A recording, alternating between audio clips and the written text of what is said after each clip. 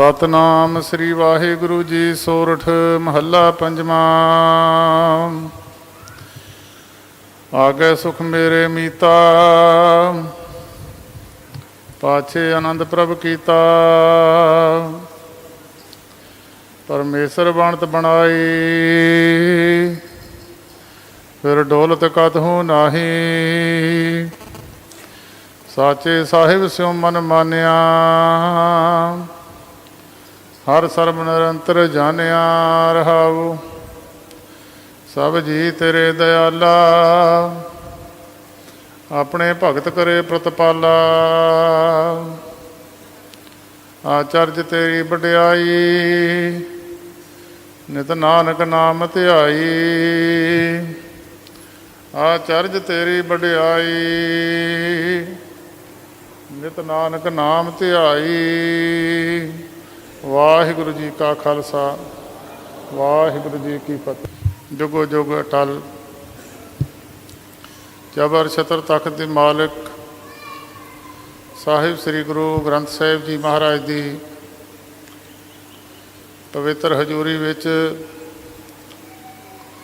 महापुरुषों की पावन पवित्र चरण छोह प्राप्त करके पावन पवित्र हुई धरती ते संग्रांद का पवित्र दिहाड़ा मनाउण वास्ते सतगुरु जी के चरणों में इकत्र हुई साध संगत जी, पिछला सावन का महीना सतगुरु जी की बख्शिश द्वारा सुख शांति नाल बतीत हो गया। भादवे का महीना प्रारंभ होया है। दूर नेड़े तो चल के संगतां ने जिथे सतगुरु जी गुरु ग्रंथ साहिब जी महाराज के दर्शन किए ने, उथे महापुरुषों की महान युग पुरुष संत बाबा ज्वाला सिंह जी महाराज, तिन्हां दे पावन पवित्र स्थान के दर्शन भी संगतां ने किए ने। शरधावान गुरमुख प्यारे दूर नेड़े तो चल के महापुरुषों की इस पावन पवित्र धरती तो इत्थे दी जिहड़ी मिट्टी है उसनूं मस्तक ते लाउण वास्ते, इस स्थान तो महापुरुषों की बख्शिश लैण वास्ते, अपने जीवन के मिर्च मिले हुए सवासां नूं सफले करन वास्ते संगतां ने हाज़रियां भरियां ने। सो ये महीना भादों का महीना, इस महीने विच सतगुरु नानक देव महाराज के वड्डे सपुत्र बाबा श्री चंद जी बेदी कुल के सरमौर, उन्हां दा जन्म दिन भी इस महीने विच आ रहा है। होर भी बहुत सारे बड़े बड़े नाम के रसीए, नाम के जपण वालियां रूहां, रब्बी प्यार विच रंगियां हुईयां रूहां, उन्हां महापुरुषों की बरसियां, उन्हां दे दिहाड़े इस महीने विच आ रहे ने। संत बाबा ज्वाला सिंह जी महाराज के चरनां विचों बरोसाइयां हुई शख्सियतां, महान सेवा के पुंज बाबा प्रेम सिंह जी मोया की मंडी वाले, उन्हां दी बरसी भी इस महीने में 14 भादों नूं है। बाबा ज्वाला सिंह जी महाराज के अनंत सेवादार संत बाबा गुरबचन सिंह जी डंडे वाले, घोड़ियां वाले भी उन्होंने कहते हैं, उन्हों का बरसी भी इस महीने दे विच आउंदी है। सो बहुत सारे महापुरुष जिन्हां दे दिहाड़े इस महीने में सतगुरु नानक देव महाराज के विआह का पुरब भी इस महीने में आउंदा है। सो ये महीना बहुत पवित्र गिणिया कोई, क्योंकि बड़े बड़े नाम रसीए महापुरुष इस महीने दे विच सचखंड नूं गए ने। सो ये महीने का जो सतगुरु जी ने उपदेश बख्शिया है, सतगुरु अर्जन देव महाराज जी ने अपनी पवित्र रसना द्वारा जो उपदेश बख्शिया है, उस महीने की विचार थोड़े समय वास्ते सतगुरु गुरु ग्रंथ साहिब जी महाराज जां जितनी संत बाबा ज्वाला सिंह जी महाराज ਮਤ ਬੁੱਧੀ ਬਖਸ਼ਣਗੇ, ਉਸ ਮਤ ਬੁੱਧੀ ਦੇ ਅਨੁਸਾਰ ਸੰਗਤਾਂ ਦੇ ਨਾਲ ਸਤਿਗੁਰੂ ਜੀ ਦੀ ਪਵਿੱਤਰ ਬਾਣੀ ਦੀ ਵਿਚਾਰ ਕਰਨੀ ਹੈ। ਬਹੁਤ ਸਾਰੇ ਰਾਗੀ ਢਾਡੀ ਗੁਰਮੁਖ ਪਿਆਰੇ ਸਤਿਗੁਰੂ ਜੀ, ਗੁਰੂ ਗ੍ਰੰਥ ਸਾਹਿਬ ਜੀ ਮਹਾਰਾਜ, ਗੁਰੂ ਨਾਨਕ ਪਾਤਸ਼ਾਹ ਜੀ ਦੀ ਮਹਾਰਾਜ ਦੀ ਮਹਿਮਾ ਕਰਨ ਵਾਸਤੇ, ਸਤਿਗੁਰੂ ਜੀ ਦੀ ਸਿਫਤ ਸਲਾਹ ਕਰਨ ਵਾਸਤੇ ਆਪਣੀ ਆਪਣੀ ਕਲਾ ਲੈ ਕੇ ਇਸ ਸਥਾਨ 'ਤੇ ਮਹਾਂਪੁਰਸ਼ਾਂ ਦੀ ਇਸ ਧੂੜ ਨੂੰ ਮਸਤਕ 'ਤੇ ਲਾਉਣ ਵਾਸਤੇ ਬੜੀ ਦੂਰੋਂ ਦੂਰੋਂ ਰਾਗੀ ਢਾਡੀ ਕਬੀਸ਼ਰ ਇਸ ਸਥਾਨ 'ਤੇ ਮਹਾਂਪੁਰਸ਼ਾਂ ਨੂੰ ਨਤਮਸਤਕ ਹੋਣ ਵਾਸਤੇ ਆਉਂਦੇ ਨੇ। ਸੋ ਉਹਨਾਂ ਦੇ ਵੀ ਗੁਰਮੁਖ ਪਿਆਰਿਆਂ ਦੇ, ਕਿਉਂਕਿ ਰਾਗੀ ਢਾਡੀ ਸਤਿਗੁਰੂ ਜੀ ਦੀਆਂ ਸਟੇਜਾਂ ਦੇ ਸ਼ਿਕਾਰ ਹੁੰਦੇ ਨੇ, ਸਤਿਗੁਰੂ ਜੀ ਦੀ ਮਹਿਮਾ ਗਾਉਂਦੇ ਨੇ ਆਪਣੀ ਆਪਣੀ ਕਲਾ ਦੇ ਅਨੁਸਾਰ। ਬਹੁਤ ਸਾਰੇ ਰਾਗੀ ਆਪਣੇ ਰਾਗਾਂ ਦੇ ਅਨੁਸਾਰ, ਰਾਗ ਵਿਦਿਆ ਦੇ ਅਨੁਸਾਰ ਆਪ ਜੀ ਨੂੰ ਗੁਰੂ ਗ੍ਰੰਥ ਸਾਹਿਬ ਜੀ ਦੀ ਮਹਿਮਾ ਕਰਕੇ ਜਿਹੜੇ ਸਾਨੂੰ ਸਵਾਸ ਮਿਲੇ ਨੇ, ਆਪ ਸੰਗਤਾਂ ਨੂੰ ਸਤਿਗੁਰੂ ਜੀ ਵੱਲੋਂ ਸਵਾਸ ਜੀਵਨ ਦੇ ਪ੍ਰਾਪਤ ਹੋਏ ਨੇ, ਉਹ ਸਵਾਸਾਂ ਨੂੰ ਸਫਲ ਕਰਨ ਦਾ ਸਮਾਂ ਪ੍ਰਾਪਤ ਹੋਵੇਗਾ। ਕਿਉਂਕਿ ਜਿਤਨੇ ਸਵਾਸ ਗੁਰੂ ਦੀ ਵਡਿਆਈ ਕਰਦਿਆਂ ਬਤੀਤ ਹੋ ਜਾਣ, ਜਾਂ ਜਿੰਨੇ ਸਵਾਸ ਕਿਸੇ ਮਹਾਂਪੁਰਸ਼ ਦੀ ਪਾਵਨ ਪਵਿੱਤਰ ਧਰਤੀ 'ਤੇ ਮਹਾਂਪੁਰਸ਼ਾਂ ਦੇ ਚਰਨਾਂ ਵਿੱਚ ਬਤੀਤ ਹੋ ਜਾਣ, ਜਾਂ ਕਿਸੇ ਨਾਮ ਰਸੀਏ ਮਹਾਂਪੁਰਖ ਦੀ ਸੰਗਤ ਪ੍ਰਾਪਤ ਹੋ ਜਾਵੇ, ਉਹ ਸਵਾਸ ਜੀਵਨ ਦੇ ਵਿੱਚ ਸਫਲੇ ਗਿਣੇ ਜਾਂਦੇ ਨੇ। ਜਿਹੜੇ ਸਵਾਸ ਸੰਸਾਰਕ ਕੰਮਾਂ ਵਿੱਚ ਜਾਂ ਹੋਰ ਸੰਸਾਰੀ ਧੰਦਿਆਂ ਵਿੱਚ ਜਾਂ ਵਿਸ਼ਿਆਂ ਵਿਕਾਰਾਂ ਵਿੱਚ ਲੰਬਟ ਹੋ ਕੇ ਮਨੁੱਖ ਦੇ ਬਤੀਤ ਹੁੰਦੇ ਨੇ, ਉਹ ਸਵਾਸ ਗੁਰੂ ਗ੍ਰੰਥ ਸਾਹਿਬ ਜੀ ਦੇ ਵਚਨ ਦੇ ਅਨੁਸਾਰ ਮਨੁੱਖ ਦੇ ਉਹ ਸਵਾਸ ਬਿਰਥੇ ਚਲੇ ਜਾਂਦੇ ਨੇ। ਇਸ ਕਰਕੇ ਆਪਣੇ ਜੀਵਨ ਨੂੰ ਸਫਲੇ ਬਣਾਉਣ ਵਾਸਤੇ ਇੱਥੇ ਤੁਹਾਨੂੰ ਜਿੱਥੇ ਗੁਰੂ ਗ੍ਰੰਥ ਸਾਹਿਬ ਜੀ ਦੇ ਦਰਸ਼ਨ ਹੋਣੇ ਨੇ, ਜਿੱਥੇ ਤੁਸੀਂ ਪਿੰਡਾਂ ਵਿੱਚ ਵੀ ਗੁਰੂ ਗ੍ਰੰਥ ਸਾਹਿਬ ਜੀ ਮਹਾਰਾਜ ਦੇ ਦਰਸ਼ਨ ਕੀਤੇ ਹੋਣਗੇ, ਪਰ ਇਸ ਧਰਤੀ ਦਾ ਜਿਹੜਾ ਅਸਰ ਹੈ ਮਹਾਂਪੁਰਖਾਂ ਦੇ ਨਾਮ ਦੀ ਕਮਾਈ ਜੋ ਮਹਾਂਪੁਰਸ਼ਾਂ ਨੇ ਕੀਤੀ ਹੈ, ਇਹ ਧਰਤੀ ਆਪਣਾ ਅਸਰ ਦਿਖਾਉਂਦੀ ਹੈ। ਇਸ ਧਰਤੀ 'ਤੇ ਆਉਣ ਦਾ ਤੁਹਾਨੂੰ ਲਾਭ ਕਈ ਗੁਣਾ ਵਾਧੂ ਪ੍ਰਾਪਤ ਹੁੰਦਾ ਹੈ, ਕਿਉਂਕਿ ਮਹਾਂਪੁਰਸ਼ਾਂ ਦੇ ਭਗਤੀ ਦੇ ਨਾਲ, ਮਹਾਂਪੁਰਸ਼ਾਂ ਦੇ ਨਾਮ ਜਪਣ ਦੇ ਨਾਲ ਇਹ ਧਰਤੀ ਦਾ ਜਰਾ ਜਰਾ ਪਵਿੱਤਰ ਹੋ ਚੁੱਕਿਆ ਹੈ। ਇਸ ਕਰਕੇ ਗੁਰਮੁਖ ਜਿੰਨੇ ਵੀ ਸਤਿਗੁਰੂ ਜੀ ਦੇ ਪਿਆਰ ਵਾਲੀਆਂ ਰੂਹਾਂ, ਬਾਬਾ ਜਵਾਲਾ ਸਿੰਘ ਜੀ ਮਹਾਰਾਜ ਦੇ ਨਾਲ ਪਿਆਰ ਰੱਖਣ ਵਾਲੀਆਂ ਰੂਹਾਂ ਸਤਿਗੁਰੂ ਜੀ ਦੇ ਅਸਥਾਨ 'ਤੇ ਪਹੁੰਚੀਆਂ ਨੇ, ਸੋ ਥੋੜ੍ਹੇ ਸਮੇਂ ਵਾਸਤੇ ਸਤਿਗੁਰੂ ਜੀ ਦੇ ਪਾਵਨ ਪਵਿੱਤਰ ਉਪਦੇਸ਼, ਗੁਰੂ ਗ੍ਰੰਥ ਸਾਹਿਬ ਜੀ ਮਹਾਰਾਜ ਦਾ ਉਪਦੇਸ਼ ਜੋ ਗੁਰੂ ਅਰਜਨ ਦੇਵ ਮਹਾਰਾਜ ਨੇ ਸਾਡੇ ਸੰਸਾਰੀ ਜੀਵਾਂ ਦੇ ਭਲੇ ਵਾਸਤੇ, ਸੰਸਾਰੀ ਜੀਵਾਂ ਨੂੰ ਭਵ ਸਾਗਰ ਵਿੱਚੋਂ ਨਿਕਲਣ ਵਾਸਤੇ ਜੋ ਗਿਆਨ ਬਖਸ਼ਿਆ ਹੈ, ਉਸ ਗਿਆਨ ਨੂੰ ਸਤਿਗੁਰੂ ਜੀ ਦੇ ਮਤ ਬੁੱਧੀ ਬਖਸ਼ਿਸ਼ ਦੇ ਅਨੁਸਾਰ ਆਪਸ ਨੂੰ ਸੰਗਤਾਂ ਦੇ ਨਾਲ ਵਿਚਾਰ ਸਾਂਝੇ ਕੀਤੇ ਜਾਣਗੇ। ਸੋ ਭਾਦੋਂ ਦਾ ਮਹੀਨਾ ਪ੍ਰਾਰੰਭ ਹੋਇਆ, ਕਿਉਂਕਿ 2 ਮਹੀਨੇ ਬਰਸਾਤ ਦੇ ਗਿਣੇ ਗਏ ਨੇ। ਆਮ ਤੌਰ 'ਤੇ ਜਦੋਂ ਵਰਖਾ ਪੈ ਜਾਂਦੀ ਆ, ਜੀਵ ਜੰਤੂ ਜਿੰਨੀ ਬਨਸਪਤੀ ਆ ਸਾਰੇ ਤਕਰੀਬਨ ਖੁਸ਼ੀ ਪ੍ਰਤੀਤ ਕਰਦੇ ਨੇ। ਦਰੱਖਤਾਂ 'ਤੇ ਵਰਖਾ ਪੈਣ ਨਾਲ ਪੱਤੇ ਧੋਤੇ ਜਾਂਦੇ ਨੇ, ਪ੍ਰਦੂਸ਼ਿਤ ਹੋਏ ਪੱਤੇ ਜਿਹੜੇ ਧੂਏ ਦੇ ਨਾਲ, ਮਿੱਟੀ ਦੇ ਨਾਲ ਲਿਬੜੇ ਹੁੰਦੇ ਨੇ, ਜਿਸ ਤਰ੍ਹਾਂ ਉਹਨਾਂ ਦੇ ਮੂੰਹ ਧੋਤੇ ਜਾਂਦੇ ਨੇ, ਇਸ ਤਰ੍ਹਾਂ ਭਾਈ ਮੌਸਮ ਵਿੱਚ ਵੀ ਤਬਦੀਲੀ ਆਉਂਦੀ ਆ।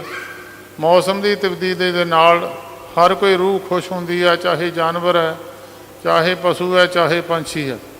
ਸੋ ਇਸ ਕਰਕੇ ਇਸ ਮਹੀਨੇ ਦਾ ਵਿਚਾਰ ਸਤਿਗੁਰੂ ਜੀ ਗੁਰੂ ਅਰਜਨ ਦੇਵ ਮਹਾਰਾਜ ਸੰਸਾਰੀ ਜੀਵਾਂ ਦੇ ਭਲੇ ਵਾਸਤੇ, ਸਾਨੂੰ ਗਿਆਨ ਦੇਣ ਵਾਸਤੇ ਸਤਿਗੁਰੂ ਜੀ ਨੇ ਬਖਸ਼ਿਸ਼ ਕੀਤਾ 12 ਮਾਹਾਂ ਦਾ ਜੋ ਉਪਦੇਸ਼ ਬਖਸ਼ਿਆ ਹੈ। ਭਾਦੋਏ ਪਰਮ ਪਲਾਣੀਆਂ ਦੂਜੇ ਲੱਗਾ ਹੇਤ। ਭਾਦ ਦੋਏ, 2 ਭਾਵਾਂ ਦੇ ਵਿੱਚ ਮਨੁੱਖ, ਕਿਉਂਕਿ ਜਦੋਂ ਮਨੁੱਖ ਮਾਤਾ ਦੇ ਪੇਟ ਵਿੱਚ ਹੁੰਦਾ ਉਸ ਵੇਲੇ ਪਰਮੇਸ਼ਰ ਦੇ ਨਾਮ ਦੀ ਲਗਨ, ਪਰਮੇਸ਼ਰ ਦਾ ਸਿਮਰਨ, ਇਸ ਮਨੁੱਖ ਦੀ ਮਨ ਅਵਸਥਾ ਜਿਹੜੀ ਬਿਰਤੀ ਆ ਸਿਮਰਨ ਦੇ ਨਾਲ ਜੁੜੀ ਹੁੰਦੀ ਹੈ। ਜਦੋਂ ਮਾਤਾ ਦੇ ਪੇਟ ਦੇ ਵਿੱਚੋਂ ਮਨੁੱਖ ਸਰੀਰ ਬਾਹਰ ਆ ਜਾਂਦਾ ਹੈ, ਸਤਿਗੁਰੂ ਗੁਰੂ ਗ੍ਰੰਥ ਸਾਹਿਬ ਜੀ ਦੇ ਬਚਨ ਦੇ ਅਨੁਸਾਰ ਇਹ ਜੀਵ ਸੰਸਾਰਕ ਵਿਸ਼ਿਆਂ ਵਿਕਾਰਾਂ ਦੇ ਵਿੱਚ ਸੰਸਾਰ ਦਾ ਜਿਹੜਾ ਮੋਹ ਹੈ, ਇਸ ਨੂੰ ਇੰਨਾ ਮਿੱਠਾ ਲੱਗਦਾ ਕਿ ਜੀਵ ਜਿਹੜਾ ਹੈ ਉਹ ਪਰਮੇਸ਼ਰ ਦੇ ਨਾਮ ਨੂੰ ਛੱਡ ਕੇ ਸੰਸਾਰਿਕ ਪਦਾਰਥਾਂ ਦੇ ਨਾਲ ਮੋਹ ਜੋੜ ਲੈਂਦਾ ਹੈ। ਇਸ ਜਿਹੜਾ ਸੰਸਾਰੀ ਮੋਹ ਹੈ, ਇਸ ਨੂੰ ਬਾਬਾ ਫਰੀਦ ਸਾਹਿਬ ਜੀ ਨੇ ਇਸ ਤਰ੍ਹਾਂ ਦਾ ਮਿੱਠਾ ਦੱਸਿਆ ਗੁਰੂ ਗ੍ਰੰਥ ਸਾਹਿਬ ਜੀ ਦੇ ਵਿੱਚ, ਜਿਸ ਤਰ੍ਹਾਂ ਕਿਸੇ ਜ਼ਹਿਰ ਦੀਆਂ ਗੰਦਲਾਂ ਦੇ ਉੱਤੇ ਖੰਡ ਲਾ ਕੇ ਸਿੱਟ ਦਿੱਤੀ ਜਾਵੇ। ਜਿਹੜਾ ਅਣਜਾਣ ਪੁਰਖ ਹੈ ਉਹ ਕੁਦਰਤੀ ਗੱਲ ਹੈ ਕਿ ਉਹ ਖੰਡ ਵੱਲ ਨੂੰ ਜ਼ਰੂਰ ਦੌੜੇਗਾ। ਇਹ ਫਰੀਦਾ ਇਹ ਵਿਸ ਗੰਦਲਾਂ ਭਰੀਆਂ ਧਰੀਆਂ ਖੰਡ ਲਵਾੜ, ਇੱਕ ਰਾਹੇ ਦੇ ਰਹਿ ਗਏ ਕਰਾਂਦੀ ਗਏ ਉਜਾੜ। ਇਹ ਗੈਰ ਦੀਆਂ ਭਰੀਆਂ ਹੋਈਆਂ ਗੰਦਲਾਂ ਦੇ ਉੱਤੇ ਖੰਡ ਲਵੇੜ ਕੇ ਸਿੱਟ ਦਿੱਤੀ ਤਾਂ ਇਹ ਜੀਵ ਨੂੰ ਸੰਸਾਰਕ ਮੋਹ ਇੰਨਾ ਮਿੱਠਾ ਲੱਗਿਆ ਕਿ ਜਿਹੜਾ ਪਰਮੇਸ਼ਰ ਦਾ ਨਾਮ ਸੀ ਉਸ ਨੂੰ ਛੱਡ ਕੇ ਸੰਸਾਰੀ ਪਦਾਰਥਾਂ ਦੇ ਨਾਲ ਮੋਹ ਜੁੜ ਗਿਆ। ਸੰਸਾਰਕ ਵਿਸ਼ਿਆਂ ਵਿਕਾਰਾਂ ਦੇ ਨਾਲ ਇਹਦਾ ਮੋਹ ਲੱਗ ਗਿਆ। ਤਾਂ ਸਤਿਗੁਰੂ ਜੀ ਲਿਖਦੇ, ਵਿੱਚੋਂ ਗਰਭੇ ਨਿਕਲ ਆਇਆ ਖਸਮ ਬਸਾਰ ਦੁਨੀ ਚਿਤ ਲਾਇਆ। ਜਦੋਂ ਗਰਭ ਵਿੱਚੋਂ ਨਿਕਲਣ ਦੀ ਗੱਲ ਹੈ ਕਿ ਮਨੁੱਖ ਸੰਸਾਰ ਦੇ ਵਿੱਚ ਆ ਕੇ ਸੰਸਾਰੀ ਪਦਾਰਥਾਂ ਦੇ ਨਾਲ ਜਾਂ ਸੰਸਾਰਕ ਵਿਸ਼ੇ ਵਿਕਾਰ ਜਿਹੜੇ ਨੇ ਉਹਨਾਂ ਦੇ ਨਾਲ ਇਹਦਾ ਮੋਹ ਇੰਨਾ ਜੁੜ ਜਾਂਦਾ ਕਿ ਪਰਮੇਸ਼ਰ ਦੀ ਯਾਦ ਹੀ ਇਸ ਨੂੰ ਭੁੱਲ ਜਾਂਦੀ ਹੈ। ਪਰ ਫਿਰ ਵੀ ਭਾਈ ਜਿਨ੍ਹਾਂ 'ਤੇ ਗੁਰੂ ਦੀ ਕਿਰਪਾ ਹੁੰਦੀ ਆ, ਉਹ ਫਿਰ ਵੀ ਸੰਸਾਰ ਦੇ ਵਿੱਚ ਆ ਕੇ ਕੁਛ ਮਹਾਂਪੁਰਸ਼ਾਂ ਦੀ ਕਿਰਪਾ ਸਮਝ ਲਓ ਜਾਂ ਕਿਸੇ ਜੀਵ ਦੇ ਮਸਤਕ ਦੇ ਭਾਗ ਸਮਝ ਲਓ। ਜਿਨ੍ਹਾਂ ਦੇ ਪਿਛਲੇ ਮਸਤਕ ਦੇ ਭਾਗ ਚੰਗੇ ਹੁੰਦੇ ਨੇ, ਉਹ ਆਪਣੇ ਕਰਮਾਂ ਦੇ ਅਨੁਸਾਰ ਫਿਰ ਵੀ ਪਰਮੇਸ਼ਰ ਵੱਲ ਨੂੰ ਤੁਰਦੇ ਨੇ। ਭਾਵੇਂ ਕਿਸੇ ਦੀ ਬਿਰਤੀ ਜੁੜੇ ਜਾਂ ਨਾ ਜੁੜੇ, ਅੰਦਰੋਂ ਮਨ ਬਿਰਤੀ ਜਿਨ੍ਹਾਂ ਦੀ ਗੁਰੂ ਦੇ ਨਾਲ ਪਿਆਰ ਰੱਖਦੀ ਹੈ, ਕੋਸ਼ਿਸ਼ ਕਰਨ ਦੇ ਬਾਵਜੂਦ ਵੀ ਮਨ ਜਿਹੜਾ ਪਰਮੇਸ਼ਰ ਦੇ ਨਾਲ ਨਹੀਂ ਜੁੜਦਾ। ਇਸ ਕਰਕੇ ਭਾਵੇਂ ਉਹਨਾਂ ਦਾ ਮਨ ਨਹੀਂ ਜੁੜਿਆ, ਪਰ ਅੰਦਰੋਂ ਕਰਮਾਂ ਦੇ ਅਨੁਸਾਰ ਉਹਨਾਂ ਦੇ ਜੋ ਮਸਤਕ ਵਿੱਚ ਗੱਲ ਲਿਖੀ ਸੀ, ਉਹ ਰੱਬ ਦੇ ਪਿਆਰ ਵਾਲਾ ਰੰਗ ਪਿਛਲੀਆਂ ਜਨਮਾਂ ਦੀਆਂ ਜੋ ਉਹਨੇ ਕਰਮ ਕੀਤੇ ਹੋਏ ਨੇ ਉਹਦੇ ਅਨੁਸਾਰ ਉਹ ਮਨੁੱਖ ਆਪਣੇ ਆਪ ਹੀ, ਚਾਹੇ ਕਿਸੇ ਗੁਰਦੁਆਰੇ ਚਲਿਆ ਜਾਵੇ, ਚਾਹੇ ਕਿਸੇ ਮਹਾਂਪੁਰਖ ਦੀ ਸੰਗਤ ਵਿੱਚ ਚਲਿਆ ਜਾਵੇ, ਚਾਹੇ ਕੋਈ ਹੋਰ ਧਾਰਮਿਕ ਪੱਖ ਦੇ ਨਾਲ ਜੁੜ ਜਾਵੇ, ਇਹ ਉਹਦੇ ਮਸਤਕ ਦੀ ਗੱਲ ਹੁੰਦੀ ਹੈ।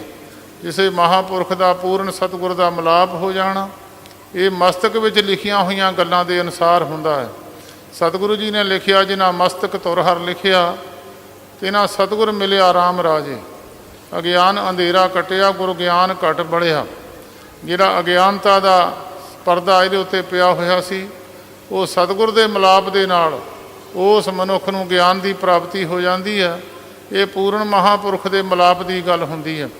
ਪਰ ਜਿਨ੍ਹਾਂ ਦੇ ਅੰਦਰ ਫਿਰ ਵੀ ਧਾਰਮਿਕ ਭਾਵਨਾ ਹੁੰਦੀ ਹੈ, ਅੱਜ ਵੀ ਭਾਵੇਂ ਕਲਯੁਗ ਦਾ ਦੌਰ ਚੱਲ ਰਿਹਾ, ਕਲਯੁਗ ਦਾ ਬਹੁਤ ਜ਼ਿਆਦਾ ਜ਼ੋਰ ਪੈ ਰਿਹਾ ਹੈ, ਉਸ ਕਰਕੇ ਫਿਰ ਵੀ ਬੜੇ ਜਿਹੜੇ ਗੁਰਮੁਖ ਪਿਆਰੇ ਨੇ ਉਹ ਫਿਰ ਵੀ ਸਤਿਗੁਰੂ ਜੀ ਦੀ ਸਾਇਆ ਦੇ ਹੇਠ, ਗੁਰੂ ਗ੍ਰੰਥ ਸਾਹਿਬ ਜੀ ਦੀ ਸਾਇਆ ਦੇ ਹੇਠ ਫਿਰ ਵੀ ਬਹੁਤ ਸਾਰੇ ਗੁਰਮੁਖ ਜਿਹੜੇ ਨੇ ਗੁਰੂ ਦੀ ਬਾਣੀ ਪੜ੍ਹਦੇ ਨੇ, ਮਹਾਂਪੁਰਖਾਂ ਦੇ ਅਸਥਾਨਾਂ 'ਤੇ ਜਾ ਕੇ ਸੇਵਾ ਕਰਦੇ ਨੇ। ਉਹਨਾਂ ਦੇ ਮਨ ਦੀ ਭਾਵਨਾ ਭਾਵੇਂ ਦੋਏ ਭਾਵਨਾ ਰਹਿੰਦੀਆਂ ਨੇ, ਸੰਸਾਰਕ ਭਾਵਨਾ ਵੀ ਅੰਦਰ ਰਹਿੰਦੀ ਹੈ ਅਤੇ ਰੱਬ ਦੀ ਭਾਵਨਾ ਵੀ ਉਹਨਾਂ ਪੁਰਖਾਂ ਦੇ ਅੰਦਰ ਰਹਿੰਦੀ ਹੈ। ਭਾਵੇਂ ਇਹਦੇ ਨਾਲ ਪ੍ਰਾਪਤੀ ਤਾਂ ਨਹੀਂ ਹੈ, ਪਰ ਫਿਰ ਵੀ ਉਹਨਾਂ ਦੇ ਵੱਡੇ ਭਾਗ ਨੇ ਭਾਈ, ਜਿਹੜੇ ਕਲਯੁਗ ਦੇ ਘੋਰ ਕਲਯੁਗ ਦੇ ਵਿੱਚ ਵੀ ਸਤਿਗੁਰੂ ਜੀ ਦੇ ਚਰਨਾਂ ਵਿੱਚ ਆ ਕੇ ਗੁਰੂ ਦੀ ਬਾਣੀ ਨੂੰ ਸਰਵਣ ਕਰਦੇ ਨੇ, ਗੁਰੂ ਦੀ ਬਾਣੀ ਨੂੰ ਪੜ੍ਹਦੇ ਨੇ, ਗੁਰੂ ਘਰ ਵਿੱਚ ਮਹਾਂਪੁਰਖਾਂ ਦੇ ਅਸਥਾਨਾਂ 'ਤੇ ਜਾ ਕੇ ਸੇਵਾ ਕਰਦੇ ਨੇ। ਇਹ ਉਹਨਾਂ ਪੁਰਸ਼ਾਂ ਦੇ ਵੱਡੇ ਭਾਗ ਹੁੰਦੇ ਨੇ। ਸਤਿਗੁਰੂ ਜੀ ਲਿਖਦੇ, ਭਾਦੋਏ ਭਰਮ ਭੁਲਾਣੀਆਂ ਦੂਜੇ ਲਗਾ ਹੇਤ। ਜਿੱਦਾਂ ਭਾਦੋਂ ਦੇ ਮਹੀਨੇ ਦੇ ਵਿੱਚ ਆਮ ਤੌਰ 'ਤੇ ਜਿਹੜੇ ਜ਼ਿਮੀਂਦਾਰ ਲੋਕ ਨੇ ਉਹਨਾਂ ਨੇ ਗੱਲ ਗਿਣੀ ਹੋਈ ਆ ਕਿ ਭਾਦੋਂ ਦੇ ਸ਼ਰਾਟੇ ਹੁੰਦੇ ਨੇ। ਬੰਨੇ ਦੇ ਨਾਲ ਬੰਨਾ ਮੀਂਹ ਛੱਡ ਜਾਂਦਾ, ਇੱਕ ਖੇਤ ਦੇ ਨਾਲ ਬੰਨੇ ਦੂਸਰੇ ਪਾਸੇ ਮੀਂਹ ਪੈਂਦਾ, ਇੱਕ ਪਾਸੇ ਨਹੀਂ ਪੈਂਦਾ। ਇਸ ਤਰ੍ਹਾਂ ਇਹ ਮਹੀਨੇ ਵਿੱਚ ਭੁਲੇਖਾ ਸਤਿਗੁਰੂ ਜੀ ਕਹਿੰਦੇ ਜੀਵ ਨੂੰ ਇਸ ਤਰ੍ਹਾਂ ਪੈ ਜਾਂਦਾ। ਜਦੋਂ ਬੱਦਲ ਚੜ੍ਹਦਾ ਹੈ, ਆਮ ਤੌਰ 'ਤੇ ਜ਼ਿਮੀਂਦਾਰਾਂ ਨੂੰ ਸੰਸ਼ਾ ਰਹਿੰਦਾ ਕਿ ਪਤਾ ਨਹੀਂ ਬੱਦਲ ਪਵੇਗਾ ਕਿ ਨਹੀਂ ਪਵੇਗਾ। ਇਸ ਕਰਕੇ ਇਸ ਮਹੀਨੇ ਵਿੱਚ ਸਤਿਗੁਰੂ ਜੀ ਉਪਦੇਸ਼ ਦਿੰਦੇ ਨੇ, ਭਾਈ ਜੀਵ ਨੂੰ ਸੰਸਾਰ ਵਿੱਚ ਆ ਕੇ ਇਸ ਤਰ੍ਹਾਂ ਦਾ ਭੁਲੇਖਾ ਲੱਗਿਆ ਹੋਇਆ ਕਿ ਮੈਂ ਜੇ ਪਰਮੇਸ਼ਰ ਦੀ ਪ੍ਰਾਪਤੀ ਵਾਸਤੇ ਤੁਰਿਆ, ਪਤਾ ਨਹੀਂ ਪਰਮੇਸ਼ਰ ਦੀ ਪ੍ਰਾਪਤੀ ਹੋਣੀ ਆ ਕਿ ਨਹੀਂ ਹੋਣੀ ਆ, ਪਤਾ ਨਹੀਂ ਕਿਸੇ ਮਹਾਂਪੁਰਖਾਂ ਦੇ ਚਰਨਾਂ ਵਿੱਚ ਜਾ ਕੇ ਵੀ ਰੱਬ ਦੀ ਪ੍ਰਾਪਤੀ ਹੋਵੇ ਜਾਂ ਨਾ ਹੋਵੇ। ਮੰਦ ਕਰਮਾਂ ਦੀ ਨਿਸ਼ਾਨੀ ਆ ਜਦੋਂ ਮਹਾਂਪੁਰਖਾਂ ਦੇ ਔਗਣ ਮਨੁੱਖ ਗਿਣਨ ਲੱਗ ਜਾਂਦਾ, ਮਹਾਂਪੁਰਸ਼ਾਂ ਦੇ ਔਗਣਾਂ 'ਤੇ ਉਂਗਲੀ ਰੱਖਣ ਲੱਗ ਜਾਂਦਾ। ਇਹ ਦੋਏ ਭਾਵਾਂ ਦੀ ਗੱਲ ਹੈ। ਦੂਜੇ ਲਗਾ ਹੇਤ, ਸੰਸਾਰ ਦੇ ਵਿਸ਼ੇ ਵਿਕਾਰਾਂ ਦੇ ਨਾਲ, ਸੰਸਾਰੀ ਪਦਾਰਥਾਂ ਦੇ ਨਾਲ, ਸੰਸਾਰੀ ਜੋ ਸਾਖ ਸੰਬੰਧੀ ਨੇ ਇਹਨਾਂ ਸੰਬੰਧੀਆਂ ਦੇ ਨਾਲ ਸਤਿਗੁਰੂ ਜੀ ਕਹਿੰਦੇ ਪ੍ਰੇਮ ਮਨੁੱਖ ਦਾ ਜ਼ਿਆਦਾ ਵੱਧ ਜਾਂਦਾ, ਪਰਮੇਸ਼ਰ ਦੇ ਨਾਲੋਂ ਪ੍ਰੇਮ ਘਟ ਜਾਂਦਾ ਹੈ। ਪਰਮੇਸ਼ਰ ਦਾ ਨਾਮ ਜਪਣ ਵਾਸਤੇ 1 ਘੰਟਾ ਜਾਂ 2 ਘੰਟੇ ਨੇ, ਬਾਕੀ ਜਿਹੜੇ 22-20 ਘੰਟੇ ਨੇ ਉਹ ਸੰਸਾਰਕ ਸੰਬੰਧੀਆਂ ਦੇ ਨਾਲ, ਸੰਸਾਰਕ ਪਦਾਰਥਾਂ ਦੇ ਨਾਲ ਜਾਂ ਸੰਸਾਰਕ ਸੁੱਖਾਂ ਦੇ ਨਾਲ ਮਨੁੱਖ ਦੇ ਬਤੀਤ ਹੁੰਦੇ ਨੇ। ਇਸ ਕਰਕੇ 2 ਭਾਵਾਂ ਵਿੱਚ ਸਤਿਗੁਰੂ ਜੀ ਕਹਿੰਦੇ ਦੂਜੇ ਲੱਗਾ ਹੇਤ, ਲੱਖ ਸੰਗਾਰ ਬਣਾਇਆ ਕਾਰਜ ਨਾਹੀ ਕੇਤ। ਜਦੋਂ ਮਨੁੱਖ ਸੜਕ ਨੂੰ ਪਾਰ ਕਰਦਾ ਹੈ ਸਾਧ ਸੰਗਤ ਜੀ, ਜਿਹੜਾ ਮਨੁੱਖ ਹੌਸਲਾ ਕਰਕੇ ਨਿਕਲ ਜਾਂਦਾ ਉਹ ਤਾਂ ਪਾਰ ਹੋ ਜਾਂਦਾ। ਜਿਹੜਾ 2 ਭਾਵਾਂ ਵਿੱਚ ਹੋ ਜਾਂਦਾ, ਸੜਕ ਪਾਰ ਕਰਾਂ ਜਾਂ ਨਾ ਕਰਾਂ, ਉਸ ਮਨੁੱਖ ਦੀ ਮੌਤ ਹੋ ਜਾਂਦੀ ਹੈ ਜਾਂ ਉਹਦੇ ਸੱਟਾਂ ਸੁੱਟਾਂ ਲੱਗ ਜਾਂਦੀਆਂ ਨੇ। ਇਸ ਤਰ੍ਹਾਂ ਗੁਰੂ ਸਾਡੇ ਸਿੱਖ ਇਤਿਹਾਸ ਦੇ ਵਿੱਚ ਬੜੇ ਪ੍ਰਮਾਣ ਨੇ। ਸਤਿਗੁਰੂ ਗੁਰੂ ਅਰਜਨ ਦੇਵ ਮਹਾਰਾਜ ਜੀ ਦੇ ਸਮੇਂ 'ਤੇ ਇੱਕ ਭਾਈ ਪਤੰਗ ਲਾਹੌਰ ਦੇ ਵਿੱਚ ਰਹਿੰਦਾ ਸੀ। ਭਾਈ ਪਤੰਗ ਦਾ ਇਹ ਕੰਮ ਸੀ, ਦੁਕਾਨ ਕਰਦਾ ਸੀ, ਕਰਿਆਨੇ ਦੀ ਹੱਟੀ ਕਰਦਾ ਸੀ।